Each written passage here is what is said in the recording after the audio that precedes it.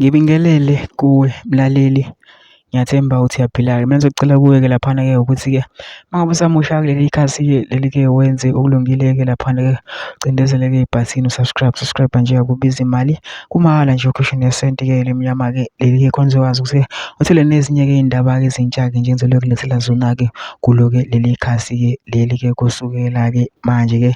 So ukuze singaphuthi le y'ndaba ongakwenza-ke njengamanje usicindezeleke lelo bhathini u-subscribe njengamanje-ke.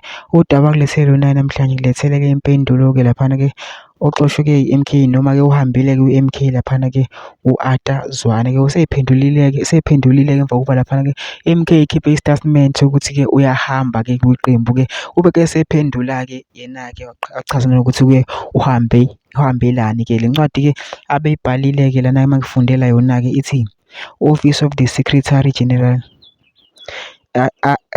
resignation as Secretary General. Dear CDE President Jacob Zuma, I hereby wish to tender my resignation as Secretary General of Umkhonto weSizwe Party with immediate effect. In the last 2 weeks, I have realized that the volume of work in my office is huge and beyond my limits, especially because I have other competing business interests that I'm pursuing.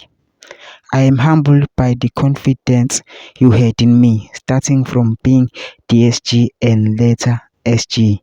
I'll be available to hand over to the newly appointed SG in any determined time. I will also be available to help with the other organization matters you want me to help with, however, not on a full-time basis. Best regards, TG Zuma. Arthur Zwane, Secretary General Umkhonto weSizwe. Arthur-ke Zwane-ke laphana-ke ubesho-ke waveza okuningi-ke laphana ukuthi-ke indaba-ke ahambe-ke kumkhonto-ke wesizwe-ke laphana. Uyasho ukuthi-ke kunamabhizinisi-ke amanye-ke aseceleni-ke laphana-ke awaphushayo-ke laphana-ke. So bephazamiseka lamabhizinisi ngenkathi-ke sana-ke izinto-ke zomkhonto wesizwe. Sawubona ukungcono ukuthi-ke ahambe-ke laphana-ke, kodwa-ke uthe ubafisela-ke inhlanhla-ke kumkhonto-ke wesizwe-ke futhi noma-ke kumele mhlampe asize-ke kumkhonto wesizwe uzobe khona-ke laphana, kodwa-ke hhayi ukuthi mhlampe kuzoba-ke full time laphana. Mangizocela laphana kunama-comment section-ke usho umbono wakho ngayo lolu daba-ke lolu-ke usicabangani-ke.